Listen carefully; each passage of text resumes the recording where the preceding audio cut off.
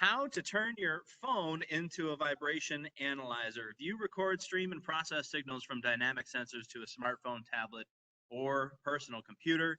Mike Scott and Marco Perez with you on this webinar. Let's get started.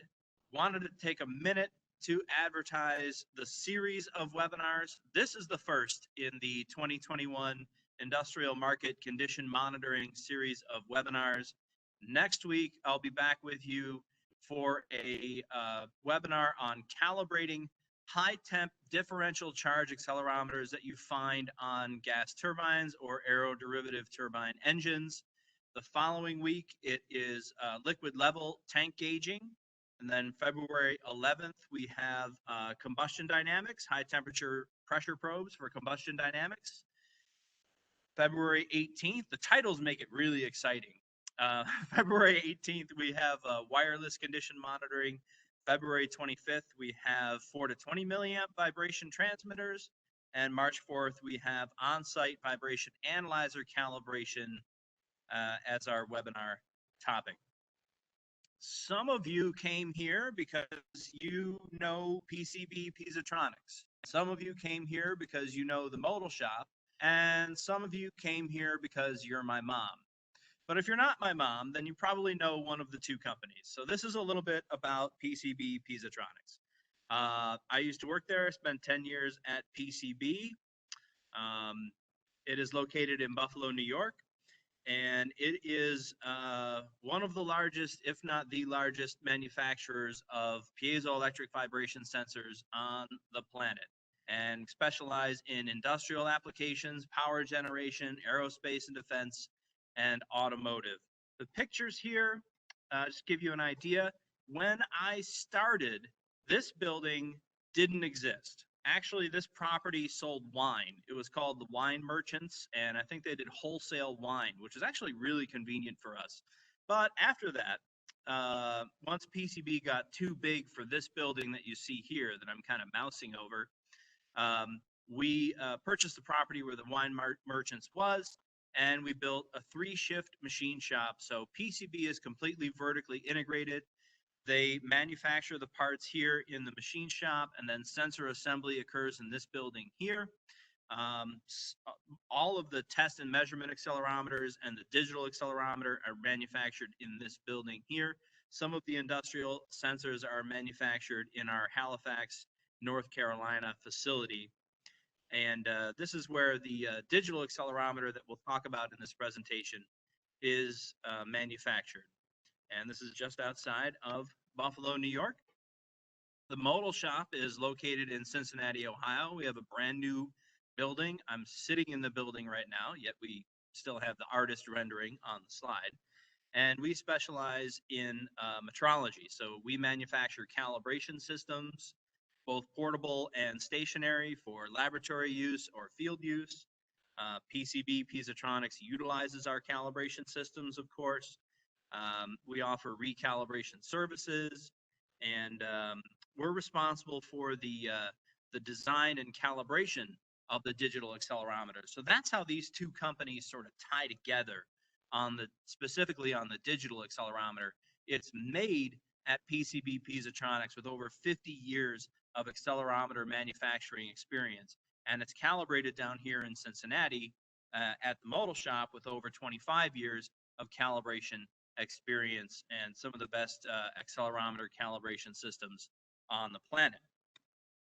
This is me. I'll try to spend as little time on this slide as possible, although I look better in the picture than I do right now given my eye injury.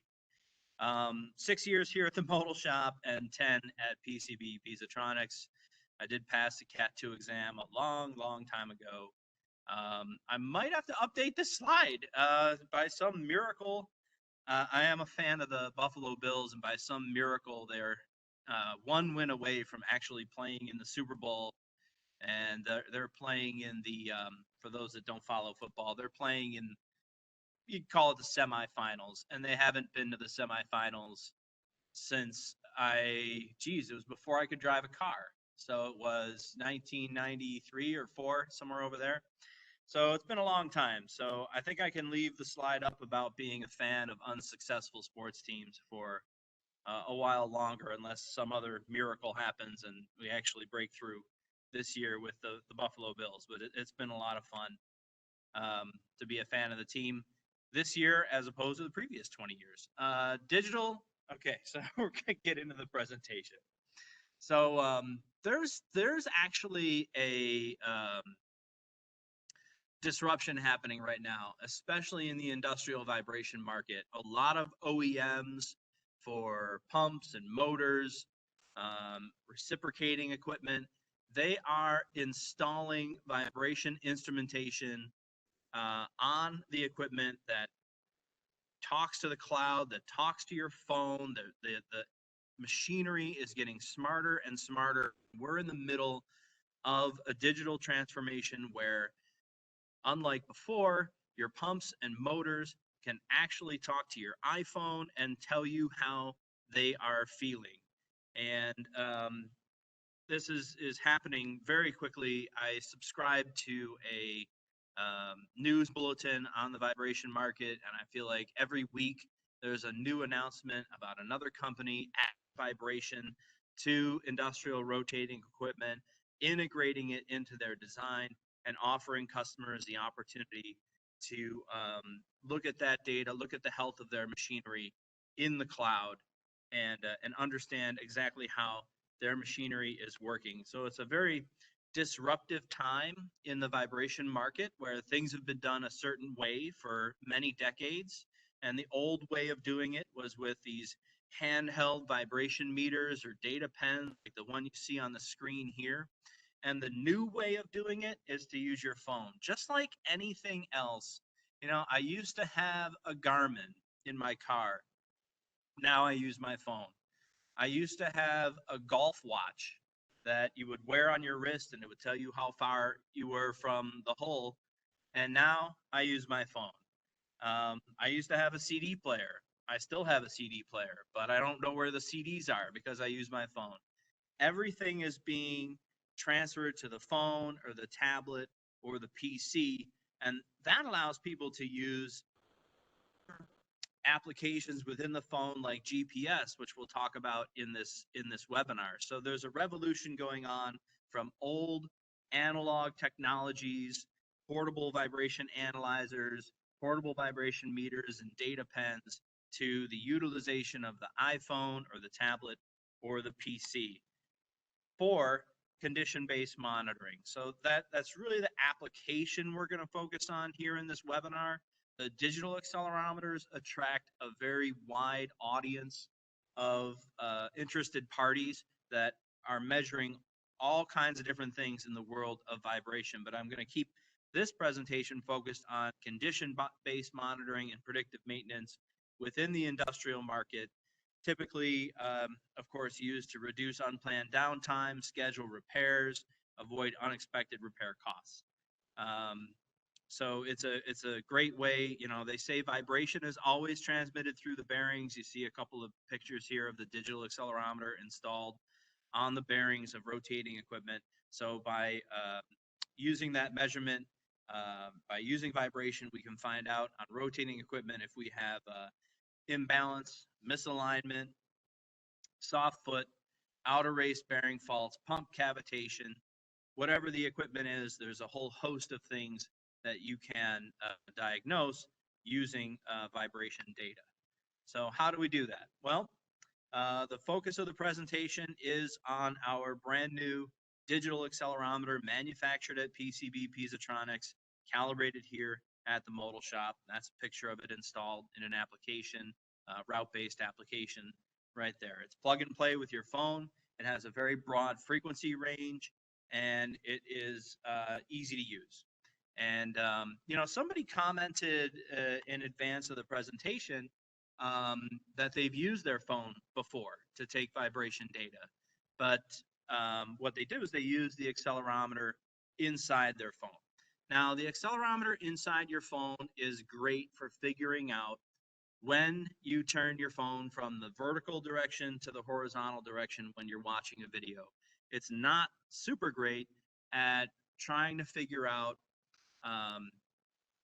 when you need to schedule a repair on a critical pump or a critical motor. It's not accurate enough. It doesn't have the frequency response. And so that's where the digital accelerometer comes in. Right now, there is a lot, because we are going through a revolution, there are a lot of people that are trying to make accelerometers in other ways. Some are better than others. I've seen some companies that have tried to slap 3 10-cent MEMS-based accelerometers on the side of a cube with duct tape and call it a triaxial accelerometer. And I've also seen some very good designs coming out using technologies other than piezoelectric. So I don't want to necessarily rail on it or anything like that. But the digital accelerometer uses the reliable piezoelectric technology that's been in place for the past 50 years in the vibration market. We're just bringing it into the 21st century, I should say, by digitizing the signal and making it plug and play with your phone, tablet, or PC. So what is the same between the analog accelerometers that we've always used and the digital accelerometers? Well, physically, the sensors are very similar. In fact, they're almost the same size. They both have a stainless steel housing, quarter 28 female mounting thread on the bottom. They're hermetically sealed. The hex is about the same. The diameter is about the same, very similar. Difference is, instead of using a 2-pin mil connector or an integral cable to flying leads or an integral cable to BNC, we're using an integral cable to a USB. The sensors both have a very wide frequency band, so you can rely on these sensors to pick up high frequency bearing faults, inner and outer race, gear mesh, stuff like that. And that's usually where other technologies that are not piezoelectric fall short. Digital accelerometer has a plus or minus 5% accuracy tolerance to 8 kilohertz. And that's very important. That's an extremely wide and very comparable frequency band to analog transducers. You might see analog transducers advertised with like a 15 kilohertz high frequency response, but you have to pay attention to what the accuracy tolerance is. I don't want to get off on a tangent, but there's a little specsmanship going on there. 8 kilohertz with a plus or minus 5% accuracy band. It's very accurate. And then 11 kilohertz for the plus or minus 10% band. Has a ceramic sensing element with the shear mode construction, which eliminates error due to base strain, something that other designs have trouble with. And of course, it's a precision build. So what happens in the build of the accelerometer is it's pre-calibrated and adjusted before it is hermetically sealed. Because once you seal it, if it fails calibration, you have a scrap situation. So the idea is to make the sensor as accurate as possible. Then it has to pass that 5% calibration all the way to 8 kilohertz. So if you don't pre-calibrate it, you have a chance of creating a scrap situation where you have to throw away the whole sensor, and nobody wants that in the manufacturing environment. What are the differences between digital and analog? Well, primary limitation of digital is the temperature range. Digital accelerometer is only good to 158 degrees Fahrenheit, so you can't just leave them in the dryer section of a paper mill. Typical analog accelerometer also can't necessarily be left in the dryer section of a paper mill.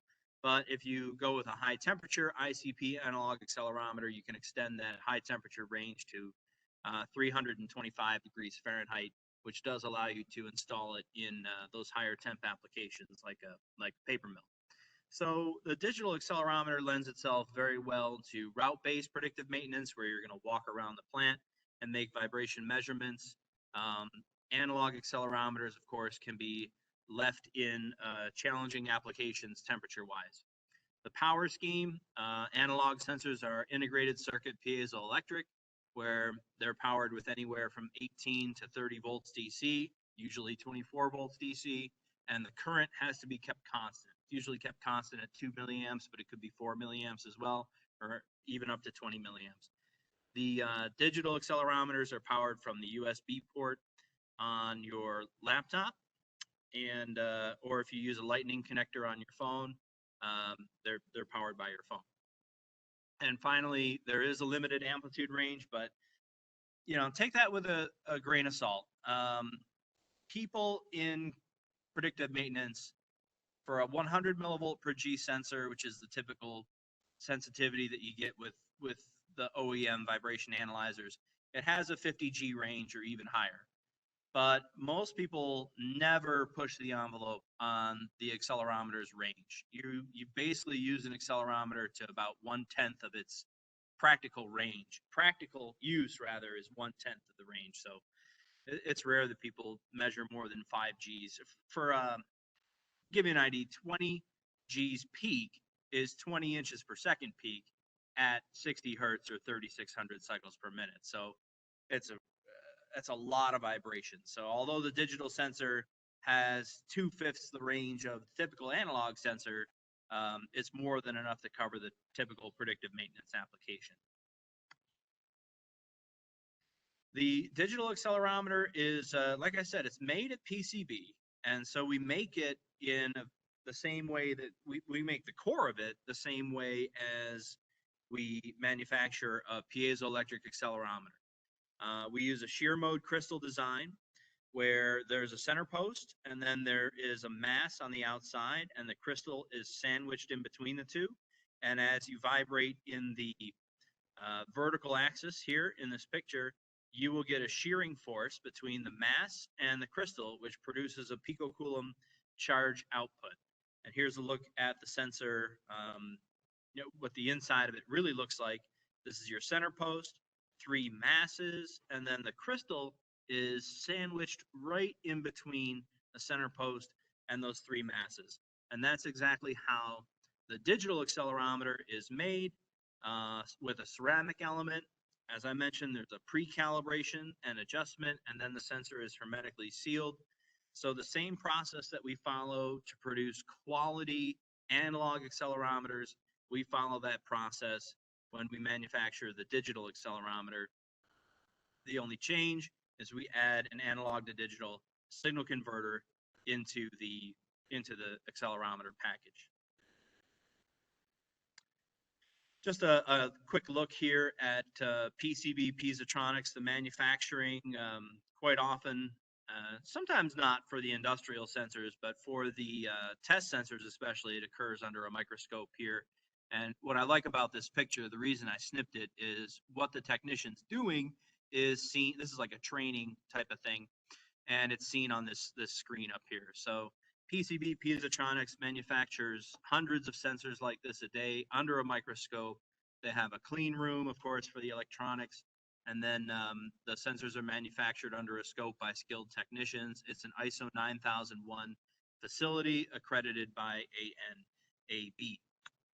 And oh, by the way, so what'll happen when they make this sensor here is the sensor just, you could use this one in your mind, picture it in your mind, or picture the digital accelerometer. Like I said earlier, once you seal the accelerometer, if it fails calibration, you have to scrap it. There's no going back, opening it up again, trying to tweak it and get it to pass. It's a goner.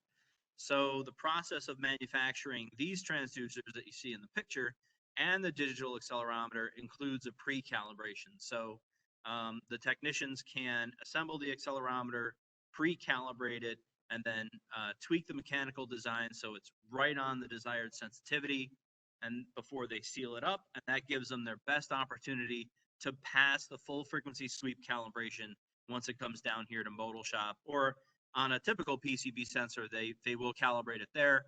So it gives them the best opportunity to pass the full frequency sweep calibration to the accuracies that are required.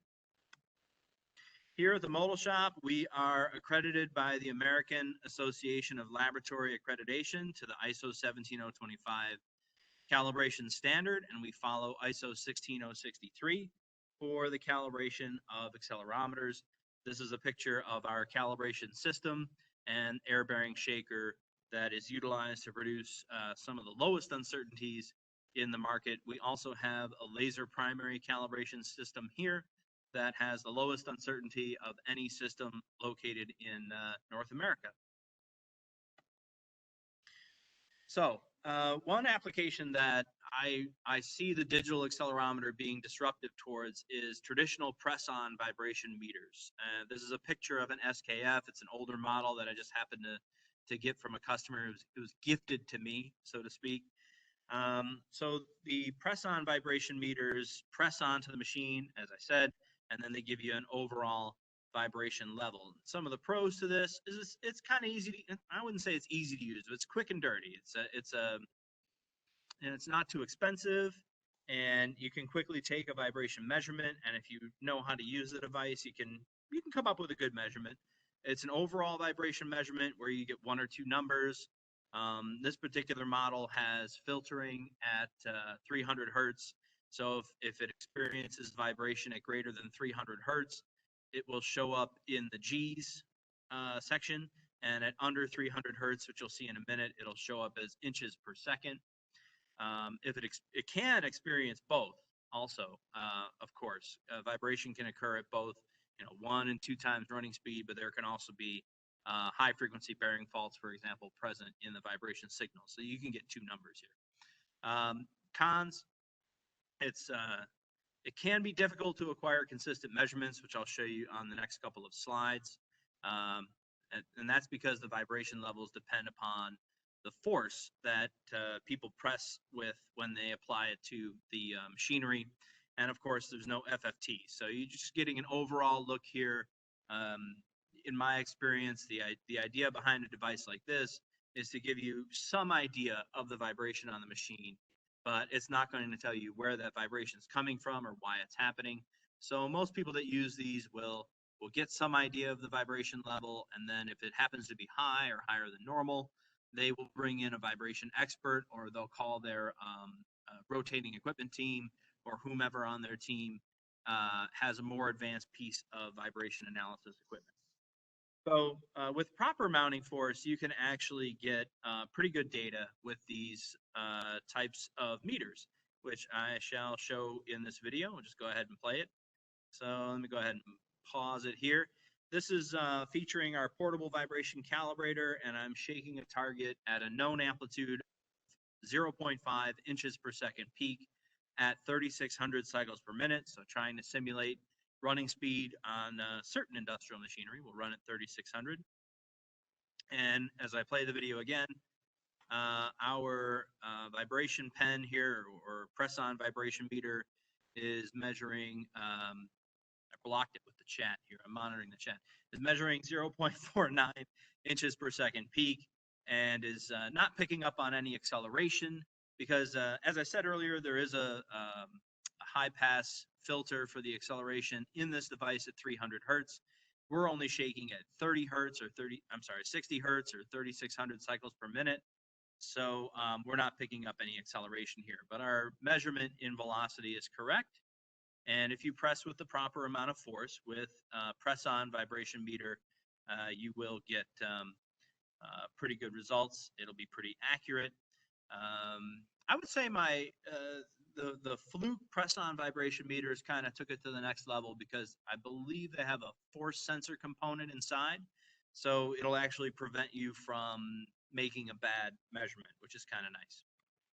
The SKF vibration pens or press-on meters did not have a force sensor built into them.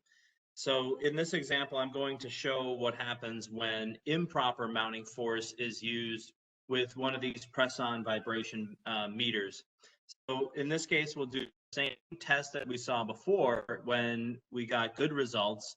We're going to use the portable shaker to shake at a 1/2 inch per second peak at 3,600 CPM. But this time I'm going to press pretty lightly on the shaker and show what happens as a result of that force.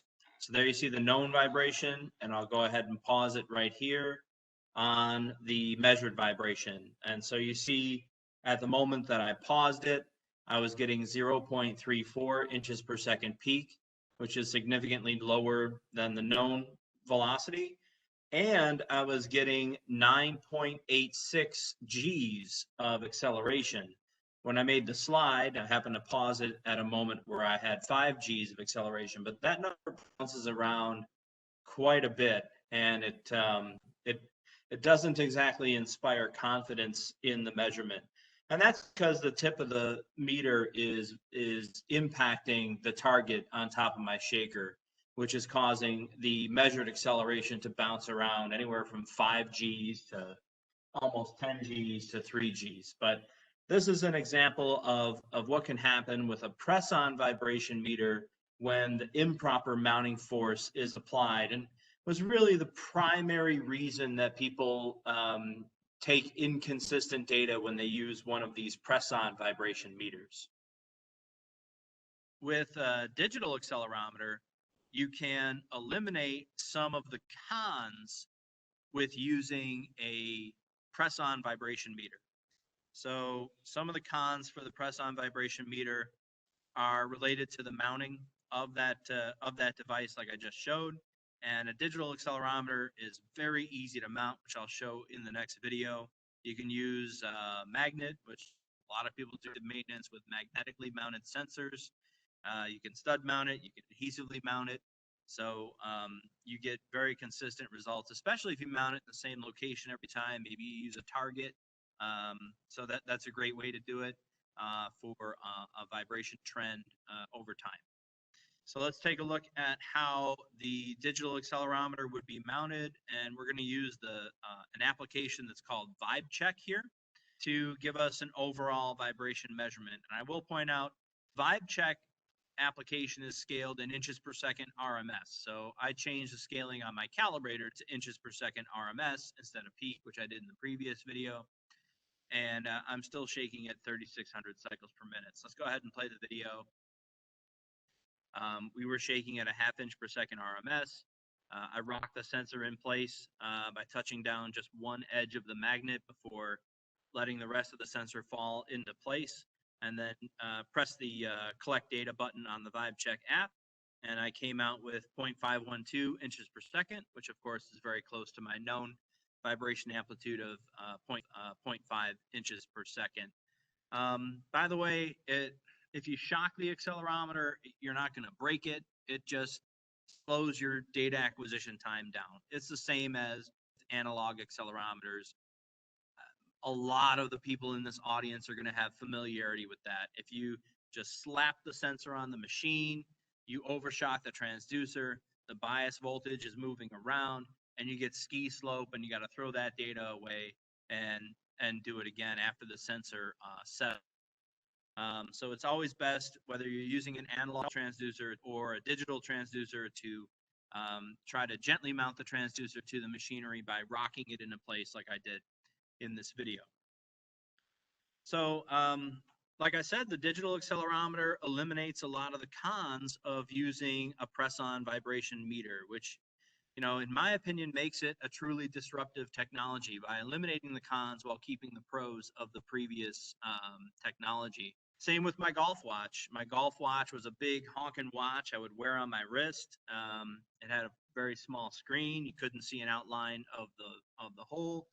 Now I use my phone. It's a free application. I can see how the hole is shaped. I know the distance from my position to the back of the green or the front of the green. There's really no cons to using my phone to play golf rather than using the old golf watch that I had. And so in using a digital accelerometer, you're only limited by the applications that you're utilizing, and we will talk about that. My buddy Peter is chirping my golf skills right now. We'll talk about that in a moment. I'll share some apps that I have experience with. But you can do FFTs, you can store data to the cloud, you can do simple overall vibration levels, trend over time, set alarms, all kinds of stuff. The digital accelerometer for iPhone is plug and play. The only piece you need is this Lightning to USB camera adapter. It looks like this. If you Google it, you'll find the Apple store where they sell those things for $30. We do recommend that you use the Apple version and not a knockoff version. Not that the knockoffs don't work, but we find it more reliable to utilize the Apple version of the Lightning adapter. And when you plug it into an application that has been optimized for use with the digital accelerometer, the calibration sensitivity is loaded automatically So you don't have to do anything like this. Not that anyone does this with the Emerson 2130, but yeah, if so, I guess what I'm trying to say here is digital accelerometer optimized applications automatically load the precise calibrated value into the application from the digital accelerometer the moment you plug it in. So you get very accurate measurements. Um, it would be equivalent to, let's say you had a desk drawer full of analog accelerometers and you wanted to go out with your 2130 and take data, but you're always changing sensors, or you're not sure if you pick up the same one each time. It would be the equivalent of putting that accelerometer on a shaker, measuring the actual sensitivity, and then changing the sensitivity in the setup screen of the 2130 or the 2140, whatever analyzer you have, changing the input sensitivity to match the sensitivity of the accelerometer that you're using. So point of the slide is that the exact calibrated sensitivity is stored in the digiducer, read by the applications, uploaded into the applications for precise measurement. Some application highlights. There are so many applications out there. We have over 20 of them on our website. You can take data in multiple scales. You can do overall measurements, FFTs. I said earlier, you can use other things within your phone, like the GPS. Some applications work with GPS so that you can, have a map of your facility and a map of the assets that you're monitoring, and call them up by location that way by utilizing other functionality within your phone. Of course, you can store data in the cloud. You can compare them against the ISO baselines. There's a lot that you can do. As I said, there's 20 different optimized applications for the digital accelerometer. I've only used a handful of them personally. I apologize if you came and you wanted to talk more about applications. We would be happy to do it. My colleague Marco is an expert on more applications than I am, so we can certainly point you in the right direction. But I don't want to make it sound like I've used all of the applications on our website. I just wanted to mention 3 or 4 that I personally used. But I think it's best that if you're interested in using the digital accelerometer, it's best to explore the application options and find out which ones are right for you. But I'm hopefully going to lend some clarity to that as I move forward here. SignalScope, it was at the time it was called SignalScope Pro. That was the first application that I ever used for the digital accelerometer. It was really cool. It runs, and it's still around, but now it's called SignalScope Basic, Advanced, or X. And it's an iPhone application. You can find it in the App Store. Optimized for the digital accelerometer, so it's a plug-and-play technology. The calibration loads, you get an oscilloscope, you get an FFT, you get overalls, you get third octave bands. What I thought was really cool about it is you could modify your FFT just like you would in an Emerson 2130 or 2140 or an NTEC or an SKF. You can change the windowing, handing, hamming, etc., flat top. You can change the resolution, max high frequency of interest. All of those things can be optimized for your application in the SignalScope, or application, I should say. VIBECHECK, I just got a crash course this week about VIBECHECK. Is it's free. It's a great way to start. If you are new to vibration and you don't know if it's going to have a positive impact on your operations, VIBECHECK is a great way to get started. It gives you overall vibration levels. There's no FFT on the free version, but at least you can get started. It's optimized, like I said, for the digital accelerometer, so the calibration loads automatically. And there are some in-app purchases to provide more functionality. Like if you want to gain FFT functionality, you can make in-app purchases to advance to the next level of functionality with VibeCheck. But you know, for someone who's never made a vibration measurement before, this is a great place to get started. And of course, the digital accelerometers are rentable as well. So it's really very low cost of entry to figure out if vibration is going to help you. What was that, Marco? It's also on Android? Okay, so this application is also available on Android phones, sorry. And then this was the second application I ever used for my PC or laptop. I have a laptop. The ZEITNITZ accelerometer tool. This one is, again, plug and play. It's an FFT and an oscilloscope, and you get a free demonstration version, so there's got nothing to lose by giving it a try. There are licenses available, and you can record data. And I actually used this in a real application. That's coming up a couple slides from now. So a couple slides from now, I did use this tool in a real application to take FFT data on a 4-throw reciprocating compressor. So we'll talk about that in just a second. But before I talk about that, I wanted to touch on the VibeCLOUD. Now, this is one that I haven't personally used, but it's made by iTinnovate, and I said it right. All right. Been struggling with iTinnovate. Just because there's 3 consonants in a row, it's a struggle. It's not abnormal. It's just TNN looks abnormal. Anyway, it's in my opinion, this is the application that I've seen that best replicates what people do with an Emerson 2130 or an SKF or a 2140. I guess is the modern one, SKF or Proof Technic vibration analyzer. You'll see it in a second, and the data is stored in the cloud, so you can set up a scheduled route that takes you from point to point. You have vibration severities loaded into the application, and then you also have an FFT plot here specific to each asset that you're monitoring.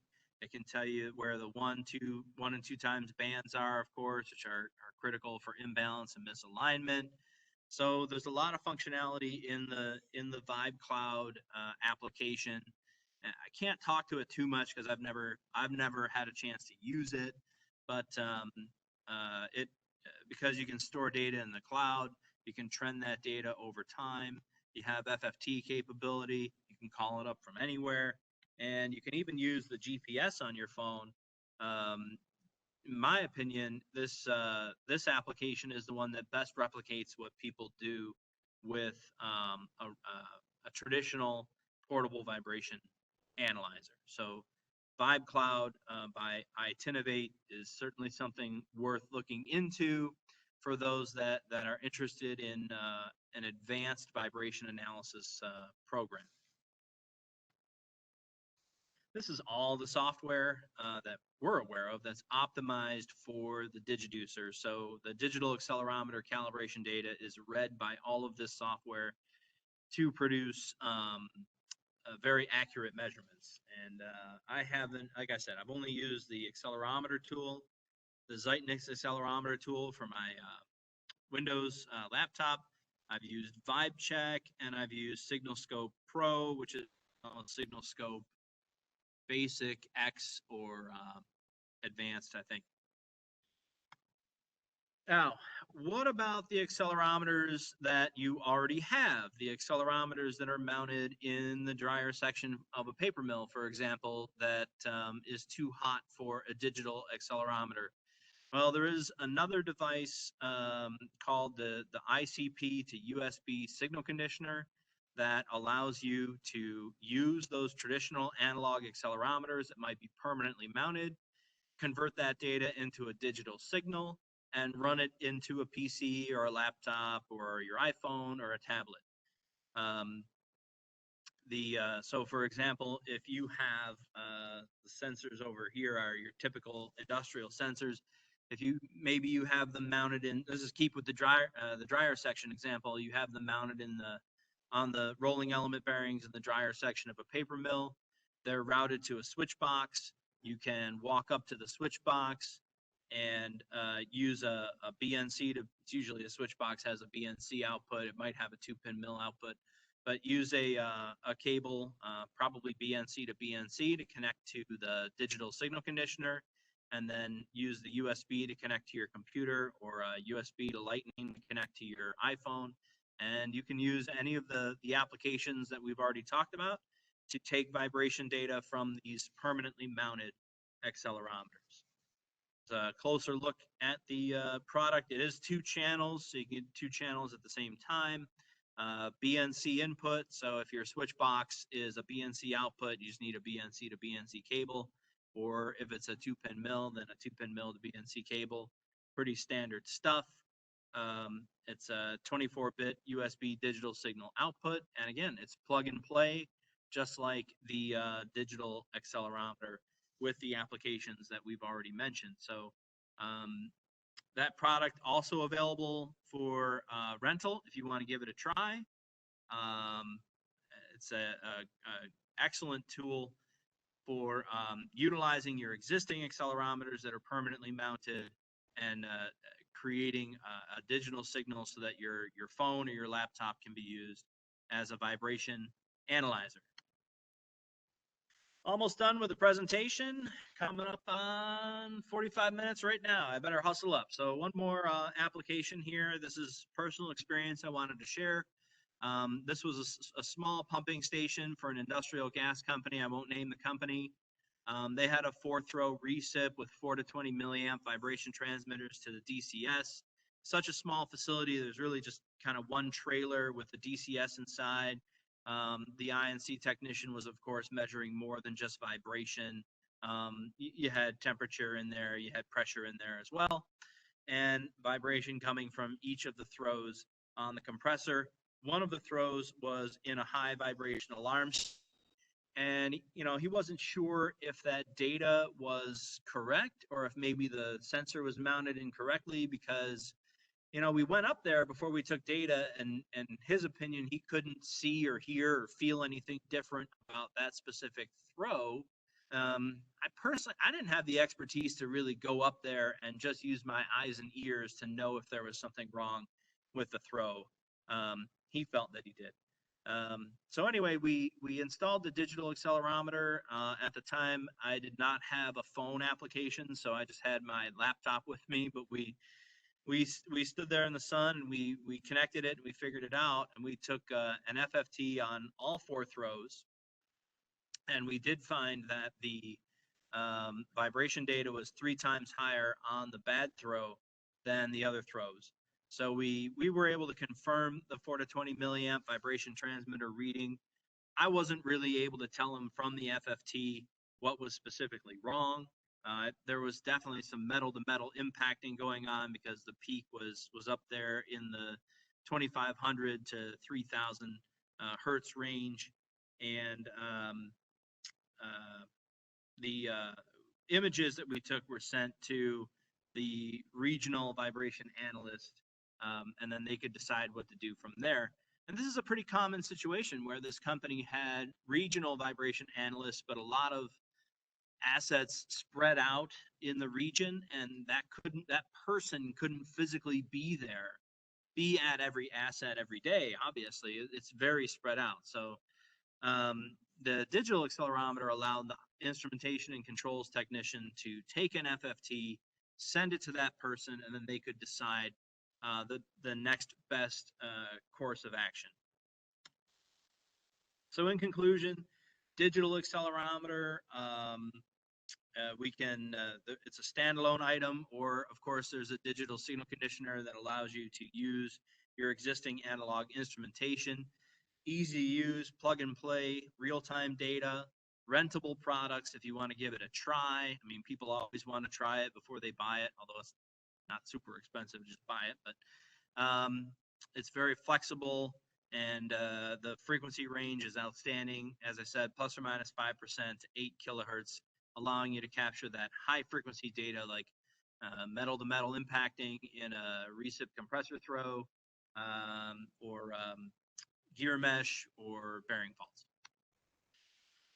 Oh, one more time, I'm kind of running out of time. So next week we're going to do calibrating differential charge accelerometers. We have liquid level, combustion dynamics, wireless vibration, 4 to 20, and vibration analyzer calibration in this series. For those that are unaware, we just completed a series that was targeted for the energy market in the last quarter, the November, December timeframe of 2020. We did high temperature on turbine accelerometers. We did troubleshooting, vibration shutdown alarms. We did noise exposure, ground fault monitoring, human vibration, and how to calibrate combustion dynamics pressure sensors and accelerometers in that series of webinars. And if you want to go back and view any of those webinars, the best way is through our YouTube channel. Just search for Modal Shop on YouTube. And then if you're unfamiliar with YouTube, there's a lot of different ways to sort someone's channel, but our channel is sorted by series. You can also do most recent videos, but it's called the Power Generation, Vibration, and Noise Monitoring series. And there's 6 webinars.